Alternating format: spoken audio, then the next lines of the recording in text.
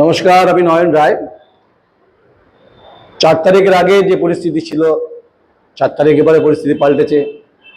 এই অফিসে অন্তত বহুবার বিজেপির নেতা হিসাবে দেবজ্যোতি সিংহ রায়ের অনেক ডিবেট হয়েছে।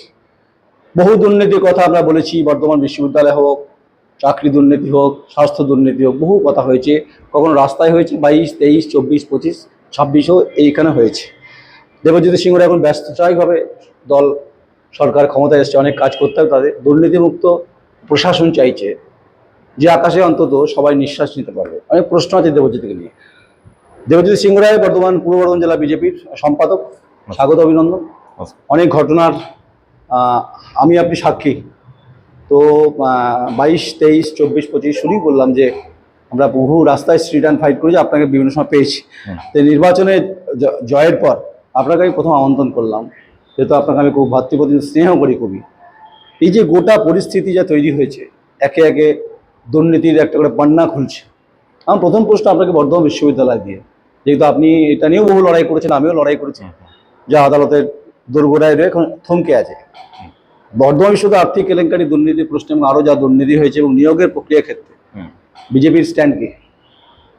দেখুন, প্রথমেই আমি নমস্কার জানিয়ে এবং আপনার যে সমস্ত দর্শক রয়েছে যারা আপনাকে রেগুলার ফলো করে, আপনি যাদের কাছে পৌঁছান এবং আপনার এই প্রতিষ্ঠানের মাধ্যমে, আজকে তো নয়, আমি অনেকদিন আগে থেকে, যখন আমরা বিরোধী দলে ছিলাম তখন থেকে আপনার লড়াই, এবং আমরা ব্যক্তিগতভাবে ভারতীয় জনতা পার্টি আপনাকে আমাদের লড়াই পেয়েছি। তো সেই জন্য সেই সমস্ত দর্শকদের কাছে, যেহেতু ভোট পরবর্তী কালে আমি এসেছি এখানে, এখন আমরা শাসক দলের নেতা, তো সেই জন্য তাদেরকে অসংখ্য ধন্যবাদ। এবং আপনার মাধ্যমে যে একটা জনজাগরণের কাজ হয়েছে, এবং আপনাদের মতো এই সমস্ত পোর্টাল, ডিজিটাল প্ল্যাটফর্মের মাধ্যমে যে মানুষের মধ্যে একটা ব্যাপক এই সরকার বিরোধী বা প্রতিষ্ঠান বিরোধী একটা হাওয়া উঠেছে, এই জন্য অসংখ্য ধন্যবাদ। এবার আমি বলতে চাই, আপনি যে কোশ্চেনটা করলেন আমাকে, দেখুন, আজকে বর্ধমান ইউনিভার্সিটি বলে নয়, আজকে প্রতিটা শিক্ষা প্রতিষ্ঠান, এমনকি স্কুলগুলোতে গভর্নিং বডি পর্যন্ত এবং স্কুলের শিক্ষক মহাশয়, HM, এমন স্কুল আছে, আপনার কাছে তথ্য আছে নিশ্চয়ই, যে সেই সমস্ত HMরা তারা মিড ডে মিলের টাকা চুরি করে বসে আছে। মিড ডে মিলের খাবারের টাকা, বাচ্চা ছেলেদের টাকা, নিরন্ন মানুষের টাকা, সেই টাকা তারা কেন্দ্র সরকার পাঠাচ্ছে, সেই যোজনা টাকা পর্যন্ত চুরি করে বসে আছে। তো আজকে দেখুন, বর্ধমান ইউনিভার্সিটির যে লার্জার স্ক্যাম, আমরা জানি যে বৃহত্তর দুর্নীতি হয়েছে সেখানে সই জল থেকে আরম্ভ করে, গাছ কাটা থেকে আরম্ভ করে, দিয়ে ইউনিভার্সিটির টাকা তুলে নিয়ে আত্মসাৎ করা, এগুলো হয়েছে। এবং আপনি বললেন যে থমকে কিছু নেই, এটা বিচারাধীন রয়েছে, এটা আদালতের কাছে রয়েছে। সেজন্য আমরা এই বিষয় নিয়ে আমরা মুখ খুলছি না, বা আমরা ইউনিভার্সিটির কাছে যাচ্ছি না, কারণ যেহেতু বিচারাধীন বিষয় রয়েছে। কিন্তু আমরা প্রথম থেকে, আপনি জানেন, আপনার মাধ্যমেই সমস্ত কাগজপত্র আমরা আমাদের সেন্ট্রালের যিনি মন্ত্রী রয়েছেন, সেন্ট্রালের যিনি মন্ত্রী উচ্চশিক্ষা বিষয়ক সুকান্ত মজুমদার মহাশয়ের কাছে পাঠিয়েছি। এখন যিনি আমাদের প্রদেশের মুখ্যমন্ত্রী হয়েছে, তিনি আমাদের বর্ধমান সফরে এসেছিলেন, তখন তার কাছে খামবন্দি করে পাঠিয়েছি। তো নিশ্চয়ই এগুলো কাজ হবে, এবং এই দুর্নীতির যে একদম শেষ চূড়া পর্যন্ত আমরা পৌঁছাবো, এটুকু প্রতিশ্রুতি দিচ্ছি। 78টা কলেজের অভিভাবক হচ্ছে বর্ধমান বিশ্ববিদ্যালয়। প্রচুর মেহনতি শ্রমজীবী পরিবার থেকে তারা বিলং করেন, তারা বর্ধমান বিশ্ববিদ্যালয়ে পড়তে আসেন। এখানে রেজাল্ট বিভ্রাট, সময় মতো পরীক্ষা হয় না, বিভিন্ন জায়গাতে ম্যাল প্র্যাকটিস হয়। এবং যে বিশ্ববিদ্যালয় এবং বিশ্ববিদ্যালয়ের ভেতরে জিবির মেম্বারদের মাধ্যমে বিশ্ববিদ্যালয় থেকে একজন প্রতিনিধি জিবিতে পাঠিয়ে কলেজগুলোতে থ্রেড কালচার চলতো। তার সঙ্গে হচ্ছে একজন গভর্নমেন্ট নমিনি ছিল সেই সময়, নাম করছি না, তিনি বর্ধমান বিশ্ববিদ্যালয় পরিচালনা করতেন, এক্সিকিউটিভ কাউন্সিলকে পরিচালনা করতেন। এবং হচ্ছে এই যে ছেলেমেয়েরা পড়তে আসতো, তার বাবা মারা, তারা অবাক, জলপানের মতো অবাক হয়ে তাকেই দেখতো যে কবে দুর্নীতির মুক্ত হবে বিশ্ববিদ্যালয়, এবং কবে ছেলেমেয়েরা সময় মতো পরীক্ষা, রেজাল্ট। কারণ বোটানি সাবজেক্টে জিওলজিতে মার্কস হয়েছে, একটা বিরাট দুর্নীতি। এর পিছনে শাসক দলের তৃণমূল কংগ্রেস ইনভলভমেন্ট ছিল মধ্যে। দেখুন, এইটা তো আজকে যারা বর্ধমান বিশ্ববিদ্যালয়ের ছাত্রছাত্রী, তারা ভয়ে থাকে, এবং তারা রীতিমতো তাদের প্রমাদ গুনতে হয় যে এই বুঝি আমাদের রেজাল্টটা উঠাবে। হয়তো দেখা যাবে আমি কলা বিভাগের ছাত্র, আমার চলে আসবে ম্যাথামেটিক্সের রেজাল্ট। এটা আমরা দেখেছি আমরা চোখে, এবং তার দায় কোনোভাবে ইউনিভার্সিটি কর্তৃপক্ষ থেকে আরম্ভ করে, এবং যে কোম্পানিকে ওই পোর্টাল বা দায় দেওয়া হয়েছিল TCS-কে খুব সম্ভবত, তো তা তো এড়াতে পারে না। TCS এর কাছে কত টাকা খেয়েছে, কে খেয়েছে, কার নির্দেশে খেয়েছে, এবং কার পকেটে ওই টাকা গেছে, এটা বার করবো আমরা। এবং যেভাবে এই বিস্তীর্ণ এলাকার একদম কৃষক পরিবার থেকে, একদম হতদরিদ্র পরিবার থেকে যে সমস্ত ছেলেমেয়েরা আসে, তাদের ঘটি বাটি বিক্রি করে দিয়ে তারা উচ্চশিক্ষার জন্য আসে, তো তাদের পরবর্তীকালে তারা উচ্চশিক্ষা নিয়ে তাদের যে সোনালী ভবিষ্যৎ, সেই ভবিষ্যতের মূলে কুঠারাঘাত করেছে এরা। এবং এদেরকে কোনোভাবে, কিন্তু যারা যারা করেছে তাদের ছেলেমেয়েরা দেখুন না, তারা বাইরে কোথাও পড়ছে, কেউ তারা হয়তো টাকা দিয়ে কোনো বিশ্ববিদ্যালয় থেকে ডিগ্রি নিচ্ছে, এসব করেছে তারা, কারণ তারা এরকমই করে। যারা যে সমস্ত শিক্ষিত মানুষ তারা ইউনিভার্সিটির মতো জায়গায় বসে এই সমস্ত স্ক্যাম করে, তারা কে না জানে তারা তার নিজের বাড়ির দলিল পর্যন্ত, তার নিজের ভাই বোনকে পর্যন্ত তারা মানে ঠকিয়েছে, কে না বলতে পারে। ঠিক দেবজিৎ, আপনি এটা নিয়ে আপনি সরব হয়েছেন সত্যি, এবং আমিও থানা পুলিশ অনেক কিছু হয়েছে সেগুলো আপনি জানেন।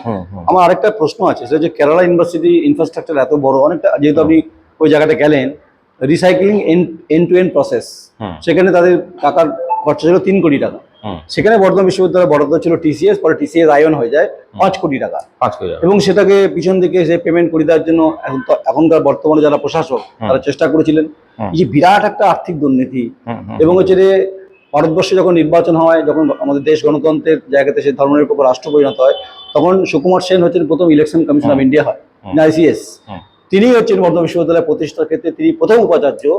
তারপর রমানন্দ মুখোপাধ্যায়, দিলীপ বসু, মোহিত বর্মা, এত মানুষের পদধূলি করেছে বর্ধমান বিশ্ববিদ্যালয়।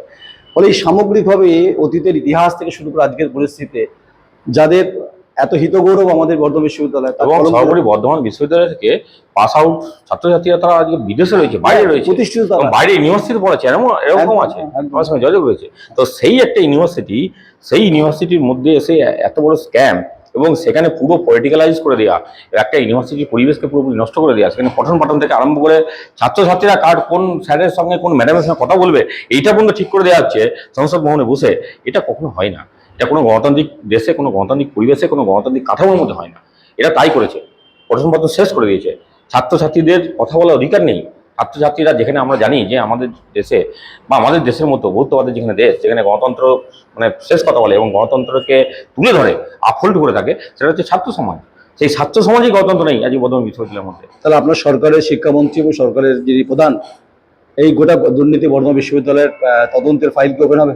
অবশ্যই বেরোবে, এবং বেরোবে, তদন্তের ফাইল বেরোবে, তদন্তের শেষ পর্যন্ত পৌঁছানো হবে, তদন্তের চূড়ায় কার নির্দেশে, কার মানে অঙ্গুলি হেলনে এসব হয়েছে, সেগুলো পুরো বার করা হবে, কোনো সন্দেহ নেই, এখানে কোনো কেউ রেয়াত পাবে না। আমি এবার একটু শিক্ষা, কেউ যদি রিটায়ার করে থাকে, আপনাকে আরো বলে যাচ্ছি যে ওই ঘটনার সঙ্গে যুক্ত কেউ হয়তো রিটায়ার হয়ে গেছে, তার রিটায়ারমেন্ট বেনিফিট সমস্ত আটকে দিয়ে হবে। তিনি এখন এই স্টেশনের কাছে গাছের তলায় প্রতিদিন দণ্ডি কাটছেন, গাছের তলায় দিয়ে ওনার ঘুরতে হবে। না, উনি দণ্ডি কাটছেন প্রতিদিন, দৌড় বলে না যে লাল সুতো দিয়ে দৌড় কাটছেন উনি, তো ওনার সঙ্গে আমার দেখা হবে। আচ্ছা, আমি আরেকটা বিষয় আসি, সেটা হচ্ছে শিক্ষা তো হলো, এবার স্বাস্থ্যের প্রশ্নে আসি, আমি রেলিভেন্ট ইস্যুতেই আসছি।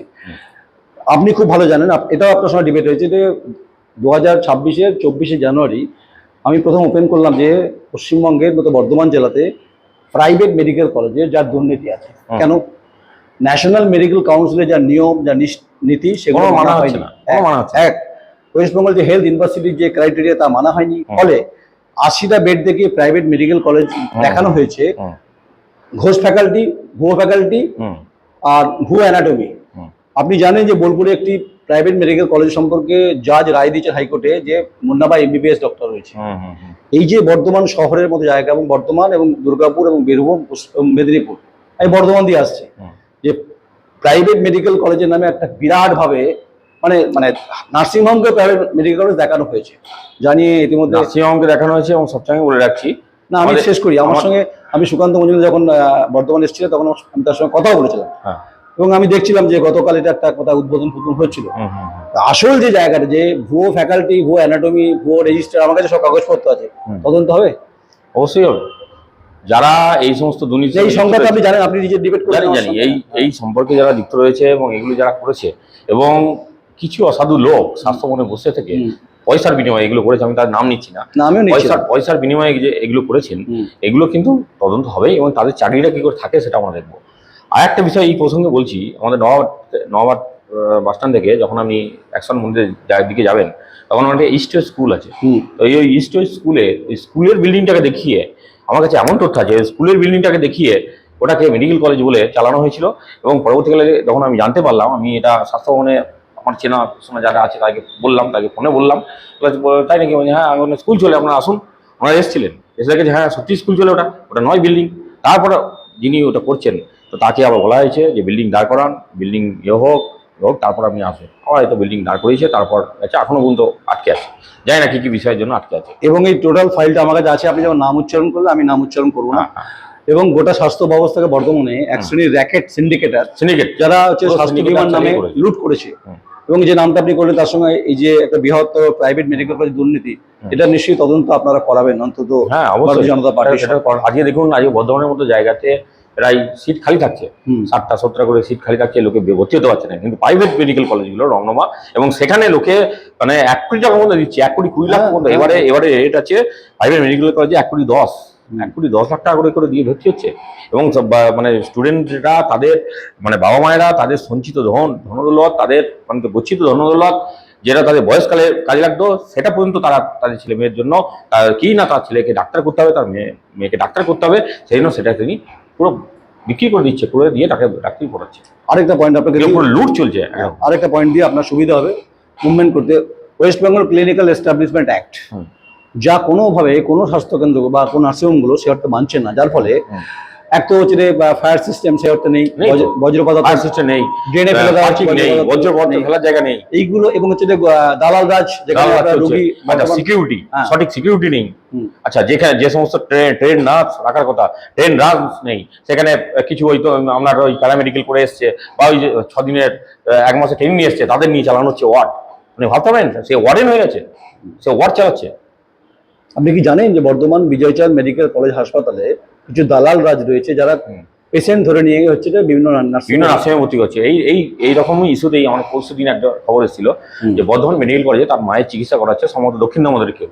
তো ওনার মা চিকিৎসা করাচ্ছিল, চিকিৎসা হচ্ছে সারা দিচ্ছে না, মানে ব্রেন ডেথ হয়েছিল, হয়তো দিচ্ছে না বলে ওনারা নার্সিংহোমে বলে, হসপিটাল থেকে হসপিটালের লোকজন, হসপিটালের ওই ক্যাজুয়াল স্টাফ, তারা বলে যে আপনারা ভালো নার্সিংহোমে নিয়ে যান। যে সেই ভালো নার্সিংহোম কোথায় না, শরণ্যা মেডিকেল নিয়ে যায়, শরণাতে নিয়ে যায়। শরণাতে ভর্তি করার পর তার 2 দিনে বিল হয়েছে 55,000 টাকা, সে দিতে পারছে না। সে ফোন করেছে আমাকে, এবং যে আপনাকে কে এখানে নিয়ে আসতে বলেছে, এইরকম কেস আপনাকে হসপিটালে রেখেই চিকিৎসা করতে হবে। আমরা যখন স্বাস্থ্যসাথী কার্ড আছে, অমুক আছে বলে তাকে নিয়ে গেছে, নিয়ে গিয়ে তার বিল হয়েছে 55,000 টাকা, 2 দিনে বিল হয়েছে। আপনি বলুন, এবারে ওই একদম হতদরিদ্র মানুষ, আমি তাকে পার্সোনালি চিনি, তো সেই হতদরিদ্র মানুষটি আরো হয়তো তাকে 1 সপ্তাহ রাখা হতে পারে, তার বিলটা কোথায় যাবে, কোন জায়গায় যাবে? ঠিক, সেই নার্সিংহোম কর্তৃপক্ষ কি বিল না নিয়ে ছাড়বে ওনাকে? আপনারা অ্যাকশন নেবেন তো? অ্যাকশন আমরা নেবই, বলেছি যে আবার হসপিটালে ফিরে আনার জন্য আমরা বলে দিয়েছি সুপারকে, হসপিটালে ফিরে মানে বুলডোজার রাজ চলবে নাকি? না, সেটা দেখুন, আমরা বুলডোজার একটা হচ্ছে এটা প্রতীকী, এটা একটা শব্দ। এটা হচ্ছে যেভাবে বলা হয় যে আপনার বুলডোজার চালায় বা দেখুন, আমি আপনাকে আপনি বলেছি, আপনি এই স্টেশনের ধারে, আমি একটা স্মরণ দিয়ে আমি স্টেশনের ধারে আমি একটা কথা বলি, স্টেশনের জায়গা, সরকারি জায়গা, রেলের জায়গা, আপনি হকার করার নামে বা এক করার নামে সেই জায়গাটা অ্যাকোয়ার করলেন, করে আপনি ব্যবসা বাণিজ্য করছেন। সেখানে যদি সেই সরকারকে কিছু তোলাবাজকে আপনি পয়সা দিয়ে করছিলেন, এবার আমরা নতুন সরকার এসেছি, আমরা এই সমস্ত বরদাস্ত করবো না, আমরা তো ওটা ভাঙবই। এটা তো গভর্নমেন্টের গাইডলাইন আছে, গভর্নমেন্টের স্টেশনের জায়গা, রেলের জায়গা কেউ আপনি যখন স্টেশনের জায়গায় এলেন, আমি আপনাকে বলে দিই, আপনাদের দলেই অনেকে অভিযোগ যে তারা বলছে আমরা দখলদারি নেবো। কেন?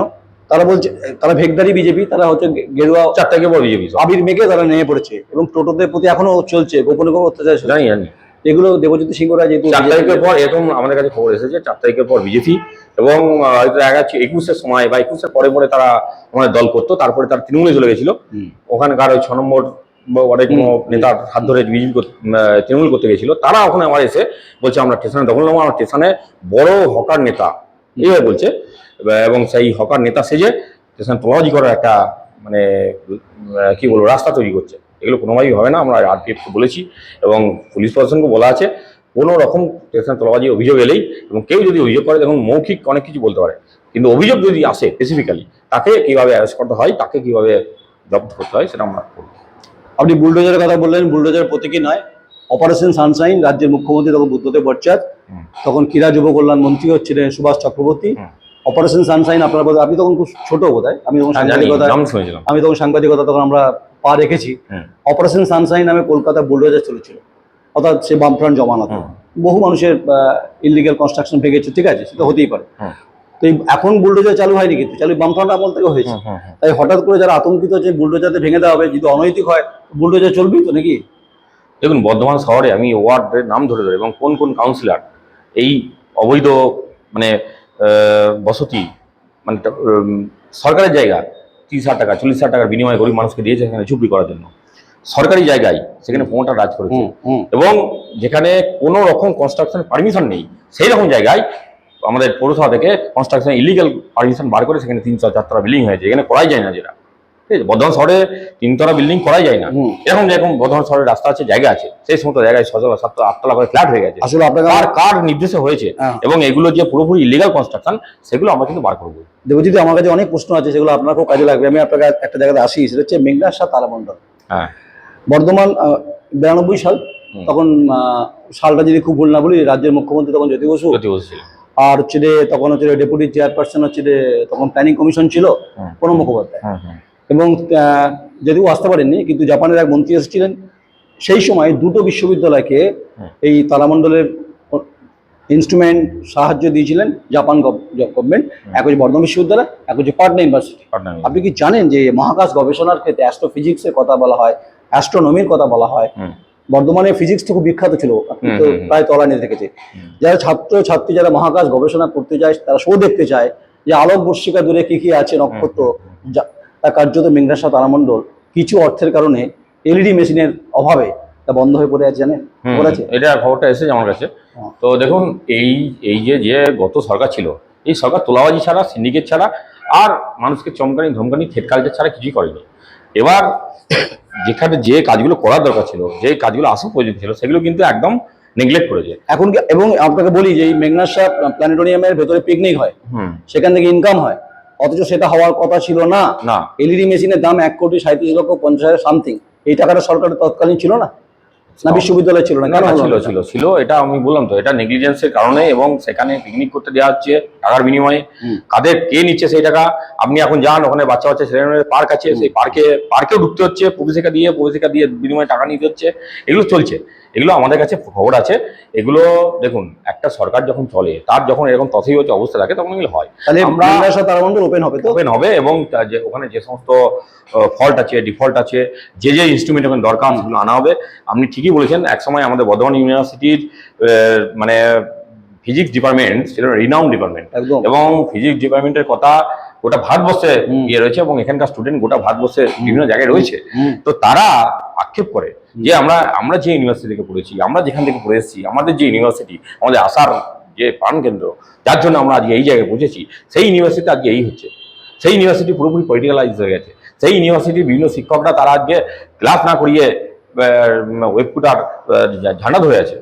এগুলো হচ্ছে, এগুলো তাদেরকে খেদ রয়েছে না। আচ্ছা, আমি এবার একটু ধর্মীয় স্থান নিয়ে আসি। এক তো সর্বমঙ্গলা মন্দিরের সম্পত্তি লুট হয়ে গেছে, এক কমলাকান্ত কালীবাড়ির সম্পত্তি লুট হয়েছে, 2 দুর্লভ কালীবাড়ির সম্পত্তির হিসেব নেই। 3 নম্বর, আপনার কাছে খবর আছে 26 নম্বর ওয়ার্ডে একজন খুব বিখ্যাত, নাকি কুখ্যাত বলতে পারবো না, তিনি হিন্দু দেবত্ব সম্পত্তি দখল করে তিনি নার্সিংহোম চালাচ্ছেন। ভেঙে দেবজ্যোতি সিংহ রায় এই ব্যাপারে নিশ্চয়ই তার মুভমেন্ট, আর ধর্মীয় স্থান হিন্দুদের দখল করা যায় না, দেবত্ব সম্পত্তি, নিশ্চয়ই অ্যাকশন মুভমেন্ট হবে। দেখুন, আমি ব্যক্তিগতভাবে আমার কাছে এগুলো সব ওই এলাকা থেকেই আমার কাছে বিভিন্ন লোকজন যে বললো যে দেখুন এই ব্যাপার এই চলছে। প্রথম কথা হচ্ছে, ওই এলাকার কাঁকড়াপোতা বলে যে এলাকা, সেই এলাকার পাশে আমি যেখানে থাকি, রেনেসা এবং কাঁকড়াপোতার মাঝখানে ওখানে একটি পুরোনো কোল্ড স্টোর আছে। ওর পেছনে প্রায় 6 বিঘের মতো জায়গা, সেটা হিন্দু দেবত্ব সম্পত্তি। সেই জায়গাটি মুর্শিদাবাদ থেকে আসা শেখ সেলিম বলে একজন ব্যক্তি, সে কিন্তু আজ থেকে 20 বছর আগে বর্ধমানের বাসিন্দা ছিলেন। তিনি মুর্শিদাবাদ থেকে এসেছেন, এবং তিনি গাই তস্করি এবং গরু চালান, এবং সীমান্তে বিভিন্ন রকম চোরাচালানের সাথে যুক্ত ছিলেন। তার কোনো আত্মীয় এখানে আছেন, আমি সব তদন্ত করে বার করলাম। সেই আত্মীয় থ্রুতে উনি আসেন এখানে। তো উনি এখানে এসে প্রথমেই তৃণমূলের যারা সব আছে এখানে মাথা, তাদের সঙ্গে প্রথম সেটিং করলো, করে মার্বেলের দোকান 2টি জায়গায়, বোলপুরে একটা, দইচাম বলে একটা জায়গায়, সব বার করেছি কোথায় কোথায় আছে, 2টি মার্বেলের দোকান করলো, করে আজকে ওইখানে ঈদগাহের নামে জায়গা দিচ্ছে। এবং সেই জায়গা সব মানে সরকারি জায়গা আমি দান করতে পারি? আপনি বলুন। না, পারা যায় না। আচ্ছা, দেবত্ব সম্পত্তি আমি দান করতে পারি? না, পারা যায় না। তিনি পাট্টা বার করে, কাগজ বার করে, কোথা থেকে কে বার করলো, একদম ভুয়ো কাগজ বার করে তিনি দান করছে। এবং আমার কাঁঠাপোতা যেখানে ওদের যে মুসলিমদের যে সমাধি করা হয়, যেখানে ওরা করে কবরস্থান, সেই কবরস্থানের পাশে 10 বিঘের মতো জায়গা তিনি দান করেছেন। সেটা হচ্ছে দেবত্ব সম্পত্তি জায়গা। উদ্ধার হবে? হ্যাঁ, উদ্ধার হবে।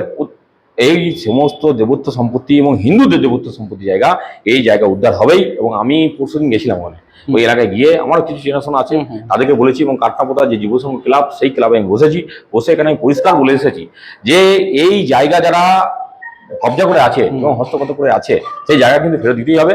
আবার কিছুটা জায়গা উনি আমরা বিক্রি করে দিয়েছি। যেমন দেখুন, একে দেবত্ব সম্পত্তি ভোগ দখল করছিল, করতে করতে আমরা বিক্রি করে দিয়েছে। তো যা পারে না কখনো, এটা কোনোদিনই হয় না, illegal, এটা ভারতবর্ষের আইন অনুযায়ী কোনোদিনই হয় না, করেছে। তো আমি তো জানি যে তৃণমূলের আমলে তৃণমূলের ঝান্ডা ধরে যত ইলিগাল কাজকে লিগালাইজ করা হয়েছে, এবং সেই লিগালাইজ করার একজন মাস্টার মাইন্ড হচ্ছে ওই শেখ সেলিম। এরকম অনেক শেখ সেলিম আছে, অনেক শেখ শাহজাহান আছে, আমরা জানি। আমি আপনাকে দুঃখ, এবার সেই মডেল চলছে, আমরা জানি শাহজাহান মডেল ওটা পশ্চিমবঙ্গে আছে। এবং আপনি বলতে পারেন যে একটা হিন্দু দেবত্বের সম্পত্তির জায়গা, সেখানে রাতারাতি কবজা করে সেখানে নার্সিংহোম খাড়া করে দিয়েছে, কি করে করতে পারে? এবং আমি বলে এসেছি ওই নার্সিংহোম ভাঙা পড়বেই, এবং ওই নার্সিংহোমে বুলডোজার চলবেই বলেছি। আপনাদের রাজ্যের যিনি সভাপতি শ্রমিক ভট্টাচার্য, হ্যাঁ, তার সঙ্গে আমার একদিন কথা হচ্ছিল। উনি আমাকে, যেহেতু দীর্ঘদিন সাংবাদিকতা করছি, চিনতেই পারি, আপনিও জানেন, সম্পর্ক আছে আমার সঙ্গে। আমাকে একদিন বললো সর্বমঙ্গলা মন্দিরের ইতিহাস এবং জমি সংক্রান্ত বিষয় জানতে চাই। আমি কিছু তথ্য তৎকালীন যারা ছিলেন দিলাম, তিনি পার্লামেন্টের এটা আওয়াজ জোরদার তুলেছিলেন। এটা আশা করি অন্তত আমি যে নামগুলো আপনাকে করলাম, সেগুলো নিশ্চয়ই এই জমি দখল নিশ্চয়ই আপনারা উদ্ধার করবেন। অন্তত আমাদের ভাবাবেগ, আমাদের আবেগ, আমাদের সংস্কৃতি সবকিছু ক্ষেত্রে বলছি, নিশ্চয়ই করবেন এটা আপনারা। দেখুন, এই সর্বমঙ্গলা মন্দির থেকে আরম্ভ করে যে সমস্ত আমি মন্দিরগুলোর নাম বলে, দুল্লবাগালি বাড়ি থেকে, এই সমস্ত মন্দিরের যে ট্রাস্টের সম্পত্তি আছে না, এবং এই মন্দিরের যে টোটাল যে দেবত্ব সম্পত্তি আছে, সেই সম্পত্তিকে তৃণমূল লুট করেছে বলা যায়। একদম মানে ডিএমকে ওই নামেই বসিয়ে রেখেছে, বসিয়ে রেখে লুট করেছে। আমি সর্বমঙ্গলা মন্দিরের কথা আসি। সর্বমঙ্গলা মন্দিরের যে গহনা, মায়ের যে সমস্ত গহনা পরে যে লোকে দান দেয়, সেই দানের গহনা মানে নকরাই ছকরাই কোনো রকম কাউকে না জানিয়ে সেই দানের গহনা বিক্রি করে দেওয়া হচ্ছে রাতারাতি, এরকম পর্যন্ত অভিযোগ এসছে। আপনাকে যদি তথ্য লাগে আমি দিয়ে দেবো আপনাকে, কারণ আমি তো ওই এলাকার মানুষ। আচ্ছা, কারণ আমি দুর্নীতির বিরুদ্ধে আপোষহীন লড়াই, আপনি জানেন আমাকে। আমি আরেকটা প্রশ্ন করি, অনেকগুলো প্রশ্ন আছে। আমাদের সরকার প্রথম থেকেই, আমরা ভোটের আগেও বলেছি এবং ভোটের শপথ নেওয়ার গ্রহণ করে পড়াও আমাদের মাননীয় মুখ্যমন্ত্রী শুভেন্দু অধিকারী মহাশয়, যিনি তখন বিরোধী দলনেতা ছিলেন, সেই বিরোধী দলনেতা থাকা অবস্থাতেও বলেছিলেন, এবং উনি মুখ্যমন্ত্রী হিসাবে শপথ নেওয়ার পরেও বলেছেন যে দুর্নীতির ক্ষেত্রে এবং কোনো রকম জিরো টলারেন্স এবং কোনো দুর্নীতির সঙ্গে আপোষ করা হবে না। এটা হচ্ছে আমাদের প্রথম মোটো, ফার্স্ট এবং মানে প্রাইমারি মোটো হচ্ছে আমাদের পশ্চিমবঙ্গের সরকার চালানোর। এটা বেশ, আমি আপনাকে দুটো আরেকটা ইনফরমেশন দিই, তারপর জমি প্রশ্নে আসবো। বর্ধমান পৌরসভার প্রায় ইতিহাসের ঐতিহ্য সাক্ষ্য বহন করা, সেই বামফ্রন্ট চলে যাওয়ার পর যখন তৃণমূল কংগ্রেস ভোট না করিয়ে, মানে লুট করিয়ে যেখানে ক্ষমতায় বসলো, সেখানে টাউন হল ঐতিহ্য প্রায় 1894 সালে যা তৈরি, যেখানে পণ্ডিত নেহেরু, সুভাষচন্দ্র বোস, সিআর দাস, কবি কাজী নজরুল ইসলাম এসেছিলেন। সেই ইতিহাসকে ধ্বংস করেছিলেন 1994 সালে বিনয় কিশোর চৌধুরী, তখন রিকনস্ট্রাকশন করেছিলেন। এটা করা যায় না। সলিড ওয়েস্ট ম্যানেজমেন্টের 3,30,00,000 সামথিং টাকায় কমিউনিটি হল করার কথা ছিল, সেই টাকায় তিনি হোম থিয়েটার বানিয়েছেন বর্ধমান পৌরসভা। এই টাকাটা আপনাদের, এই তদন্ত হবে। দেখুন, আপনারা তো দেখেছেন যে শ্বেতপত্র প্রকাশ করার কথা আমরা বলেছিলাম আগে, জানেন, এবং যে টাকার কথা বলা হয়েছে, যে টাকাটা খরচা হয়েছে, ওই টাকাতে আর একটা টাউন হল পাশে বানানো যেত। কি কাজ করেছে তো দেখেছে, শুধু রং লেপেছে, হোম থিয়েটার, হ্যাঁ হোম থিয়েটার এই করেছে, আর কিছু লাইট লাগিয়েছে। তো ওটা লাগাতে একটা সাধারণ মানুষ জানে, একটা বাচ্চা ছেলেও জানে যে টাকার ওনারা হিসেব দিয়েছেন, সেই টাকা অনেক খরচ হতে পারে না। এর সব তদন্ত হবে, এবং কার মদতে করেছে, এবং তৎকালীন বিধায়ক যিনি আছেন উনিও ফাঁসবেন এখানে, এবং ওনার মদতেই করা হয়েছে এগুলো, এবং উনি এটা করেছেন। শুনুন, যারা চেয়ারম্যানের দায় থেকে যায়, চেয়ারম্যানের দায় থেকে যায়, কিন্তু আমরা জানি যে চেয়ারম্যান নামেই চেয়ারম্যান ছিল, কাঠের পুতুল বলছেন, কাঠের পুতুল ছিল, চেয়ারম্যান নামেই ছিল। কেন চেয়ারম্যান যদি চেষ্টা করতেন, মানে যদি সদিচ্ছা থাকতো, উনি কিন্তু আটকাতে পারতেন। যিনি পৌরসভার মাথা, যেহেতু তাহলে উনি পৌরসভার মাথা হয়ে উনি কিছু বলেননি, চুপ ছিলেন। আমরা কাটমানি পেতেন নাকি, আমরা এটা উনি বলতে পারবেন, উনি কাটমানি পেতেন না কাটমানি ভাগ পেয়েছেন বলে চুপ করেছিলেন। তাহলে আপনি বলুন, ঠিকই বলছেন যে বর্ধমান শহরে যে কটা পুকুর, যেগুলো আমাদের ফুসফুস, বর্ধমানে বাঁকা নদী, যেটা আমাদের বলতে পারবেন, চেয়ারম্যান সাহেব বলতে পারবেন যে ওনার কনসার্ন ছাড়া, উইদাউট ওনার কনসার্ন সেই পুকুর বোঝানো হয়েছে, এবার বলতে পারবেন। এবং বাঁকা নদী, যেটা আমাদের কার্যত ফুসফুস, যেটাতে আমাদের জল সবসময় প্রভাবিত হয়, বাঁকার পার জুড়ে কার্যত ইলিগাল কনস্ট্রাকশন হয়েছে, ইরিগেশন দপ্তর চুপ ছিল। পৌরসভার ভূমিকা ছিল, বিডিওর ভূমিকা আছে। এবং তার সঙ্গে দুটো পয়েন্ট আপনাকে বলি, সুডাতে যারা চাকরি ট্রেনিং নিয়েছিল, এই যে প্রত্যেকটি ওয়ার্ডে, যে 35টি ওয়ার্ডে যে স্বাস্থ্যকেন্দ্র তৈরি হয়েছে, সেখানে সুডা ট্রেনিং প্রাপ্ত ছেলেরাই চাকরি পাবে, তাদের বার করে দেওয়া হয়েছে। 2, 3 নম্বর হচ্ছে যে পরেশচন্দ্র সরকারের ভাইপো হোক, খোকন দাসের ভাগনা হোক, যে চাকরি হয়েছিল সেটা ইডি হয়েছিল। নাম্বার 4, বর্ধমান পৌরসভার টাকা ক্লোন হয়ে গেছিল, মহারাষ্ট্রে পুলিশ আসতে হয়েছিল, চেয়ারম্যানকে জেরা করেছে। জেরা করেছে। এটা অত্যন্ত দুর্ভাগ্যজনক মনে হয়। এই গোটা বিষয়টা যে তথ্যগুলো দিলাম, এই তদন্ত করাবেন। এবং যে 23 কোটি টাকার স্ক্যামটা আছে না, এটার মধ্যে আমি তো বলবো মানে চেয়ারম্যান থেকে আরম্ভ করে যে এমন কোনো ব্যক্তিত্ব নেই, এবং বিধায়কের গোষ্ঠীও, ঠিক আছে, ওখানে তো দুটো গোষ্ঠী চলে, একটা চেয়ারম্যানের গোষ্ঠী, একটা বিধায়কের গোষ্ঠী। তো এই দুটো গোষ্ঠীর ওখানে সমানভাবে বেনিফিটেড হয়েছে, এবং ওই টাকা তারা আত্মসাৎ করেছে। এটা পুরোপুরি প্রমাণিত আজকে দিনে আলোর মতো। কিন্তু আজকে যদি মহারাষ্ট্র পুলিশ না আসতো, তাহলে কিন্তু এটা কেউ জানতেই পারতো না, আমাদের সামনেই আসতো না, আপনি জানতে পারতেন না, আমরা জানতে পারতাম না এই দুর্নীতি এবং আরো কত দুর্নীতি। আমি এগুলো পুরো থেকেই, কারণ কাগজপত্র আমার কাছে আছে। হ্যাঁ, আপনি জানেন আমি বারবার এই দুর্নীতিটা করতে গিয়ে এগুলো আমাদের সামনে এসেছে। আমরা তো শঙ্কিত হচ্ছি যে আরো এমন কত দুর্নীতি ওনারা করে রেখেছেন, যেগুলো ফাইন ওনারা লোপাট করে দিয়েছেন, এবং সেই দুর্নীতির কথা আমরা জানি না। আপনি এরকম আরো দুর্নীতি আছে। আপনাকে আমি অন-এয়ারে বলছি, যদি আপনার কাছে আরো দুর্নীতি ফাইল আপনি চান বর্ধমান পৌরসভার, ওপেন বলছি, বা বিডিএর যদি কোনো দুর্নীতি ফাইল চান, নয়নদাকে বলবেন, দিয়ে দেবে নয়নদা। একদম। আমি এনসাইক্লোপিডিয়া। আপনাদের মতো দেখুন, আপনাদের মতো সাংবাদিকদের যারা হোমওয়ার্ক করে থাকে, এবং যারা সাংবাদিকতাটা মানে প্যাশন হিসাবে এবং নিষ্ঠার সঙ্গে করে থাকে, তাদের তো আমার সাহায্য মধ্যে লাগবেই। আমরা তাদের ইয়ে ছাড়া তো চলতে পারি না। কারণ হচ্ছে আপনারা হচ্ছে সমাজের দর্পণ, সমাজকে আমরা যে জায়গায় পৌঁছাতে পারি না, আমরা যে সমাজের যে অন্ধকার জায়গাটা দেখতে পারি না, আপনারা আপনাদের ক্যামেরার দূরবীন দিয়ে, ক্যামেরার লেন্স দিয়ে, ক্যামেরার ফোকাস দিয়ে সেই জায়গাটা আমাদের কাছে তুলে ধরে। আজকের এই ইন্টারভিউ অন্তর রাজ্য সরকারের কাছে বার্তা যাবে, এটা অনেকটা বড় হচ্ছে। শেষ করি, নাম করবো না, ক্যানেলকে বুঝিয়ে বর্ধমান সদরের 1 নম্বরে বিডিএর যেখানে প্ল্যান, সেখানে রিজেক্ট হওয়ার পরে কিছু দুর্বৃত্তায়ন ঢুকে পড়েছে, এবং সেখানে তারা উপনগরী তৈরি করবে। শালি জমি কখনোই বিক্রি করা যায় না, 1 নাম্বার 2 হচ্ছে যে গোটা, এবং খেতিয়া গ্রাম পঞ্চায়েত উপপ্রধানের সই কাগজপত্র সব নিয়ে আমার ম্যাপ ট্যাপ আছে। এটা ইতিমধ্যে শুনছি হাইকোর্টে গেছে, শুনেছি। কিছু দুর্বৃত্তায়ন ঢুকে পড়েছে এখানে, অথচ এই র্যাকেটরা আমাকে প্রাণনাশের হুমকি দিচ্ছে, আপনি ভালো করে জানেন। এটা নিয়ে আমি বর্ধমান থানায় অলরেডি আমি জিডি করেছি। এই দুর্নীতিটা ওপেন করবেন। এই দুর্নীতি হবে, আপনার মাধ্যমে আমি এই দুর্নীতির কথা জানি, এবং আপনার সঙ্গে যে তৃণমূল নেতা কথা হয়েছিল সেটাও প্রকাশ্যে এসেছিল, সংবাদ মাধ্যমের মাধ্যমে সাজিয়ে এসেছিল, সেটাও আমি শুনেছি আপনাকে কীভাবে হুমকি দেওয়া হচ্ছে। দেখুন, এই দুর্নীতি যারা করেছে বা এই দুর্নীতির সঙ্গে যুক্ত রয়েছে না, তাদের প্রত্যেকেরই দৃষ্টান্তমূলক শাস্তি হবে। এবং ওই আপনি যেটা বললেন যে ওটা রিভার ক্যানেল, ওটা হচ্ছে বেহুলা নদীর একটা মানে ক্যানেল পার, সেইটাকে বুঝিয়ে ওখানে উপনগরী তৈরি করছে। এবং যে জায়গায় ওটা ওগুলো তো কৃষিভিত্তিক জায়গা, মানে চাষ হয়, তো কৃষিভিত্তিক জায়গা, সেখানে মানে এইরকম উপনগরী তৈরি করতে গেলে যে পারমিশন দরকার আছে, যে legal document, pollution control board, forest department, tribunal, এদের সমস্ত কাগজ নিয়ে দরকার আছে। সমস্ত কিছুকে ওনারা বুড়া আঙুল দেখিয়েছেন, বুড়া আঙুল দেখিয়ে ওখানে উপনগরী করে চলছেন, এবং করছেন ইলিগাল। আমি বললাম প্রথমেই, করছেন ইলিগাল কাজে, ইনলিগাল সহায়তায়, ইনলিগাল লোকজনদের সাহায্যে সেখানে তারা তাদের সম্পত্তি এবং তোলাবাজির সাম্রাজ্য তৈরি করছে। আর ছেদ দিচ্ছে কাকে? যিনি বিষয়টি প্রকাশ্যে নিয়ে আসছেন, যিনি বিষয়টি জনসমক্ষে নিয়ে আসছেন, তাকে ছেদ দিচ্ছে। তাহলে এখানেই বোঝা যাচ্ছে যে এই শাসক দল, গত যে শাসক দল, সেই দল পুরোপুরি করাপ্টেড, এবং তারা তোলাবাজি এবং এই সিন্ডিকেট রাজ আর এইরকম মানুষের উপর থ্রেট কালচার দিয়ে কিন্তু সরকারটা চালিয়েছে। এটা যে স্পষ্ট প্রমাণিত, তিনি আলোর মতো একদম প্রমাণিত। বেশ, অনেক অনেক ধন্যবাদ আপনাকে। আপনি ঘেমে যাচ্ছেন, এ কারণেই আমাদের শীততাপ নিয়ন্ত্রিত যন্ত্রটা কাজ করছে না। আচ্ছা, এরকম দেবজ্যোতি যেরকম ভাবে ঘামছে না, দেবজ্যোতি ঘামা হয়, মানে যারা দুর্নীতি করেছেন, যারা পয়সা জিসে খায়া ভাই, তো जो सुन रहा है तो उन लोग आ जाएगा, घाम पसीना आ जाएगा।